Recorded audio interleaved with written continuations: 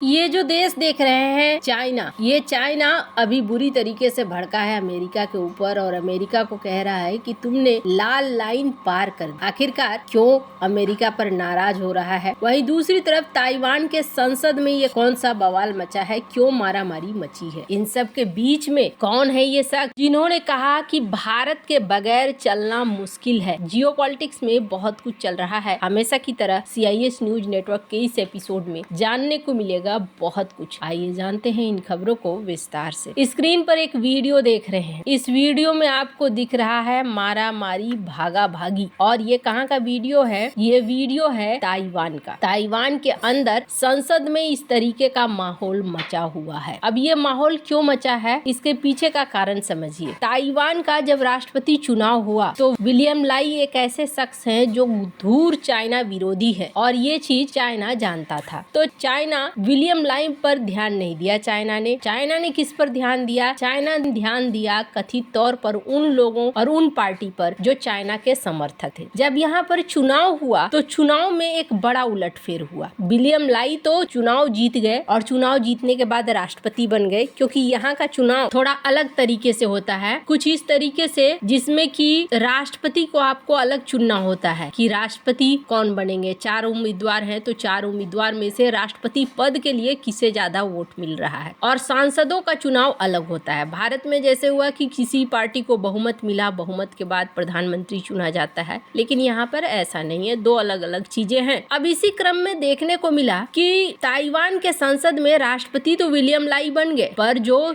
सांसदों की संख्या हो गई वो सांसदों की संख्या यहाँ पर ज्यादा हो गई। और अब क्या हो गया? अब कानून के लिए पूरी तरीके से इनके हाथ में आ गई ताकत। अब कोई भी कानून अगर पास होना है तो उस कानून को पास होने के लिए सांसदों के वोट की जरूरत है। सांसद यहाँ वोट करेंगे तभी कानून पास होंगे। इसी चीज को लेकर अब यहाँ देखने को मिल रहा है ये मारामारी। दरअसल विपक्षी दल एक ऐसा बिल लाना चाहते हैं जिस बिल में राष्ट्रपति की शक्तियों को कम किया जा सके, और इसी चीज को लेकर यहाँ संसद में मारामारी देखने को मिल रही है। हालांकि संसद के बाहर भी प्रोटेस्ट करते हुए लोग देखे जा रहे हैं, जिन लोगों का मानना है कि नहीं, राष्ट्रपति की शक्तियाँ कम नहीं होनी चाहिए। यहाँ राष्ट्रपति ताइवान की स्वतंत्रता और सुरक्षा की बात कर रहे हैं। हाल फिलहाल में कई बार ये देखने को मिला है कि ताइवान को चाइना ने घेर लिया है। अब इसी क्रम में एक और बड़ी चीज हुई है। अमेरिका ताइवान की लगातार मदद कर रहा है। ताइवान को लेकर चीन और अमेरिका के बीच में तनाव अब धीरे धीरे बहुत ज्यादा बढ़ता दिखाई दे रहा है। अमेरिका ने ताइवान को $571 मिलियन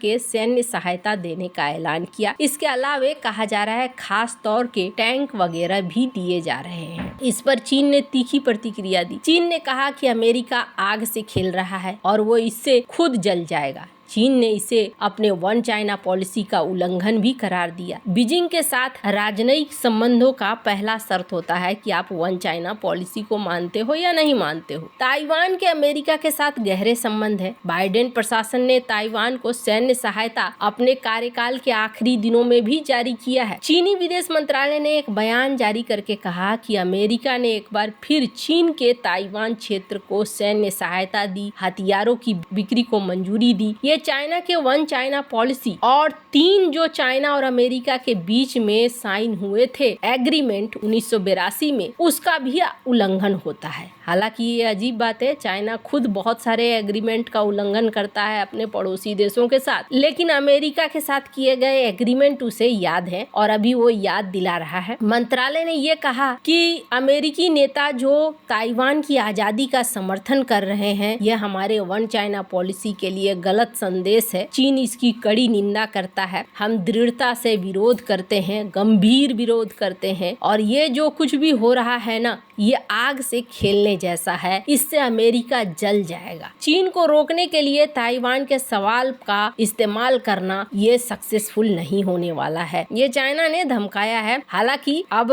बाइडेन के बाद डोनाल्ड ट्रंप सत्ता में आएंगे। डोनाल्ड ट्रंप को माना जाता है कि ताइवान को लेकर शायद उतना ज्यादा आक्रामक न दिखे जितना आक्रामक जो बाइडेन दिखे थे। पर यह भी सच है कि डोनाल्ड ट्रंप के शासनकाल में रहते हुए भी कई बार ताइवान को सैन्य सहायता दी गई है। तो ताइवान का इस्तेमाल चाइना के खिलाफ डोनाल्ड ट्रंप भी करना चाहेंगे। चाइना को अपना बड़ा विरोधी मानते हैं, पर देखने वाली बात होगी कि आने वाले समय में क्या होता है, क्योंकि चाइना ने भी धीरे धीरे शिकंजा को बहुत ज्यादा कसना शुरू कर दिया है। खैर, जहां एक तरफ ये सब कुछ चल रहा है, वहीं दूसरी तरफ भारत की विदेश नीति दुनिया भर में चर्चित हुई है। और ये समय भी एक ऐसा समय है जिस समय में दुनिया भर में अनिश्चितताएं हैं भारत के ऊपर। अमेरिका ने भी बहुत दबाव डाला भारत के ऊपर। एक समय ऐसा आ गया था कि रूस को भी समझ में नहीं आ रहा था कि भारत किस तरफ है और किस तरफ नहीं है, पर जितने अच्छे तरीके से संभाला गया वो जाहिर सी बात है कि दुनिया को हैरान करने वाली है। स्क्रीन पर एक आर्टिकल देखिए। हाल में भी डॉक्टर एस जयशंकर ने एक बयान दिया है, जिस बयान में ये कहा है कि देखो, भारत एक स्वतंत्र देश है और भारत किसी से डरता नहीं है।